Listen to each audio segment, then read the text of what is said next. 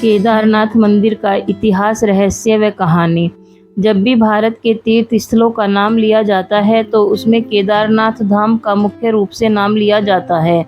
भगवान शिव का यह भव्य ज्योतिर्लिंग धाम हिमालय की गोद में उत्तराखंड में स्थित है। भगवान शिव का यह केदारनाथ धाम केवल भगवान शिव के 12 ज्योतिर्लिंगों की श्रृंखला में ही नहीं, बल्कि भारत और उत्तराखंड के 4 धाम और 5 केदार की श्रृंखला में भी गिना जाता है।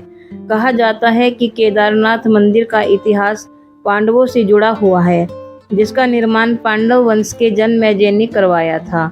लेकिन कुछ मान्यताएं ऐसी भी हैं कि भगवान शिव के इस भव्य धाम की स्थापना आदि गुरु शंकराचार्य के द्वारा की गई थी। केदारनाथ मंदिर पौराणिक सनातन सभ्यता और संस्कृति का प्रतीक है और स्थल हिंदू धर्म में बहुत ही महत्व रखता है। केदारनाथ मंदिर से हिंदुओं की आस्था जुड़ी हुई है। केदारनाथ मंदिर हिंदू धर्म में प्रचलित है तथा यह मंदिर भारत के राज्य उत्तराखंड के रुद्रप्रयाग जिले में स्थित है। केदारनाथ मंदिर हिमालय पर्वत की गोद में स्थित 12 ज्योतिर्लिंगों में शामिल है। इस मंदिर का निर्माण कत्यूरी शैली से किया गया है और इसके निर्माता पांडव वंश जन्मेजय हैं।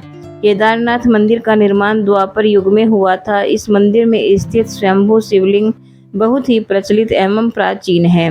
केदारनाथ मंदिर के इतिहास की बात की जाए तो यह मंदिर बहुत ही प्राचीन है और विद्वानों एवं ऋषियों के अनुसार इस मंदिर का निर्माण 80वीं शताब्दी में द्वापर युग के समय हुआ था। इस मंदिर के चारों ओर बर्फ के पहाड़ हैं। केदारनाथ मंदिर मुख्य रूप से 5 नदियों के संगम का मुख्य धाम माना जाता है और यह नदियां मंदाकिनी, मधुगंगा, क्षीरगंगा, सरस्वती और स्वर्ण गौरी हैं। ऐसी मान्यताएं हैं कि ब्राह्मण गुरु शंकराचार्य के समय से ही स्वतः उत्पन्न हुए इस शिवलिंग की आराधना करते हैं। केदारनाथ मंदिर के समक्ष मंदिर के पुरोहित एवं यजमानों तथा तीर्थ यात्रियों के लिए धर्मशाला उपस्थित है। मंदिर के मुख्य पुजारी के लिए मंदिर के आसपास भवन बना हुआ है। मंदिर के मुख्य भाग में मंडप तथा गर्भगृह के चारों ओर प्रदक्षिणा पथ बना हुआ है। मंदिर के बाहरी हिस्से में नंदी बैल वाहन के रूप में विराजित हैं। मंदिर के मध्य भाग में श्री केदारेश्वर स्वयंभू ज्योतिर्लिंग स्थित है, जिसके अग्रभाग पर भगवान गणेश जी की प्रतिमा और मां पार्वती के यंत्र का चित्र है। ज्योतिर्लिंग के ऊपरी भाग पर प्राकृतिक स्फटिक माला विराजित है। श्री ज्योतिर्लिंग के चारों ओर बड़े बड़े 4 स्तंभ विद्यमान हैं और यह चारों स्तंभ चारों वेदों के आधार माने जाते हैं। इन विशालकाय 4 स्तंभों पर मंदिर की छत टिकी हुई है। ज्योतिर्लिंग के पश्चिमी भाग में एक अखंड दीपक विद्यमान है और हजारों सालों से इसकी ज्योति का प्रकाश मंदिर की आस्था को बनाए हुए है। इस अखंड दीपक की ज्योति का रखरखाव मंदिर के पुरोहित सालों से करते आ रहे हैं ताकि यह अखंड दीपक की ज्योति सदैव मंदिर के भाग में और पूरे केदारनाथ धाम में अपने प्रकाश को बनाए रखे। मंदिर की दीवारों पर सुंदर एवं आकर्षक फूलों की आकृति को हस्तकला द्वारा उकेरा गया है। कहा जाता है कि केदारनाथ ज्योतिर्लिंग की स्थापना का ऐतिहासिक आधार तब निर्मित हुआ जब एक दिन हिमालय के केदार शृंग पर भगवान विष्णु के अवतार एवं महातपस्वी नर और नारायण तप कर रहे थे। उनकी तपस्या से भगवान शंकर प्रसन्न हुए और उन्हें दर्शन दिए तथा उनकी प्रार्थना के फल स्वरूप उन्हें आशीर्वाद दिया कि वह ज्योतिर्लिंग के रूप में सदैव यहाँ वास करेंगे। केदारनाथ मंदिर के बाहरी भाग में स्थित नंदी बैल के वाहन के रूप में विराजमान एवं स्थापित होने का आधार तब बना जब द्वापर युग में महाभारत के युद्ध के दौरान पांडवों की विजय पर तथा भ्रात हत्या के पाप से मुक्ति के लिए भगवान शंकर के दर्शन करना चाहते थे। इसके फलस्वरूप वे भगवान शंकर के पास जाना चाहते और उनका आशीर्वाद पाना चाहते थे, परंतु भगवान शंकर उनसे नाराज थे। पांडव भगवान शंकर के दर्शन के लिए काशी पहुँचे, परंतु भगवान शंकर ने उन्हें वहाँ दर्शन नहीं दिए। इसके पश्चात पांडवों ने हिमालय जाने का फैसला किया और हिमालय तक पहुंच गए, परंतु भगवान शंकर पांडवों को दर्शन नहीं देना चाहते थे। इसलिए भगवान शंकर वहां से भी अंतर्ध्यान हो गए और केदार में वास किया। पांडव भी भगवान शंकर का आशीर्वाद पाने के लिए एकजुटता से और लगन से भगवान शंकर को ढूंढते ढूंढते केदार पहुंच गए। भगवान शंकर ने केदार पहुंचकर बैल का रूप धारण कर लिया था। केदार पर बहुत सारी बैल उपस्थित थे। पांडवों को कुछ संदेह हुआ, इसलिए भीम ने अपना विशाल रूप धारण किया और 2 पहाड़ों पर अपने पैर रख दिए। भीम के इस रूप से भयभीत होकर बैल भीम के पैर के नीचे से दोनों पैरों में से होते हुए भागने लगे, परंतु एक बैल भीम के पैर के नीचे से जाने को तैयार नहीं था। भीम बलपूर्वक उस बैल पर हावी होने लगे, परंतु बैल धीरे धीरे अंतर्ध्यान होते हुए उस भूमि में सम्मिलित होने लगा। परंतु भीम ने बैल की त्रिकोणात्मक पीठ का भाग पकड़ लिया। पांडवों के इस दृढ़ संकल्प और एकजुटता से भगवान शंकर प्रसन्न हुए और तत्काल ही उन्हें दर्शन दिए। भगवान शंकर ने आशीर्वाद रूप में उन्हें पापों से मुक्ति का वरदान दिया।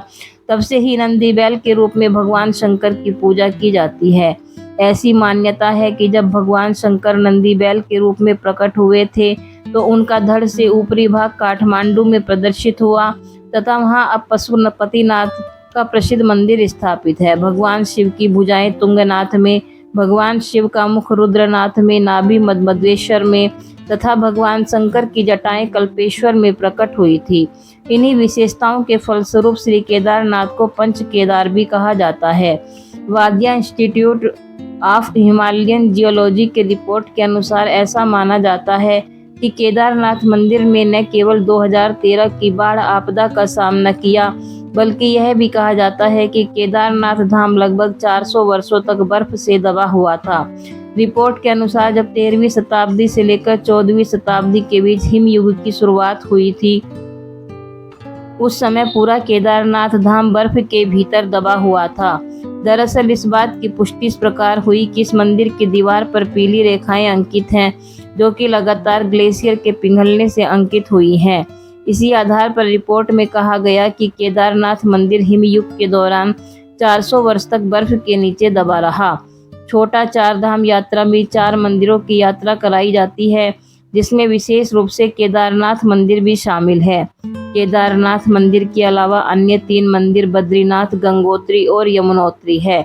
हर वर्ष मंदिर के दर्शन करने की तिथि तय की जाती है और यह हिंदू पंचांग के अनुसार ओंकारेश्वर मंदिर के पुरोहितों द्वारा तय की जाती है। अक्षय तृतीया और महाशिवरात्रि के दिन पुरोहितों द्वारा केदारनाथ में स्थित स्वयंभू शिवलिंग की आराधना के लिए तिथि सुनिश्चित की जाती है। केदारनाथ मंदिर के द्वार आम भक्तों के दर्शन के लिए सुबह 6 बजे खुल जाते हैं। भगवान शंकर की पूजा में मुख्य रूप से प्रातःकालिक पूजा, महाअभिषेक पूजा, अभिषेक, रुद्र अभिषेक, 16उपचार पूजन, अष्टोपचार पूजन, संपूर्ण आरती, पांडव पूजा, गणेश पूजा, श्री भैरव पूजा, शिव सहस्त्रनाम आदि शामिल हैं। केदारनाथ मंदिर में दोपहर 3 से 5 बजे के मध्य एक विशेष पूजा होती है तथा इसके पश्चात भगवान के विश्राम के लिए फलस्वरूप मंदिर के कपाट को बंद कर दिया जाता है। मंदिर के कपाट पुनः शाम 5 बजे खुल जाते हैं तथा आम जनता एवं भक्तजन दर्शन कर सकते हैं। इसके पश्चात 5 मुख वाले भगवान शिव की प्रतिमा का श्रृंगार होता है और संध्या काल की आरती का समय 7:30 से 8:30 के बीच तय किया गया है, जिसमें भगवान शिव की आरती की जाती है। इसके पश्चात मंदिर के कपाट बंद हो जाते हैं। शीतकाल में केदारनाथ घाटी बर्फ से लग जाती है, इसलिए पुरोहितों द्वारा 15 नवंबर से लेकर शीतकाल के अंत यानी 14 या 15 अप्रैल तक केदारनाथ मंदिर के कपाट बंद कर दिए जाते हैं। शीतकाल के दौरान भगवान शंकर की 5 मुख वाली प्रतिमा को उखी मठ में स्थापित किया जाता है। दोस्तों, ये केदारनाथ का इतिहास हमने आपको सुनाया। आपको कैसा लगा कमेंट और लाइक करके ज़रूर बताएं और हमारे चैनल को सब्सक्राइब करना ना भूलें। बहुत बहुत धन्यवाद। मिलते हैं अगली कहानी में।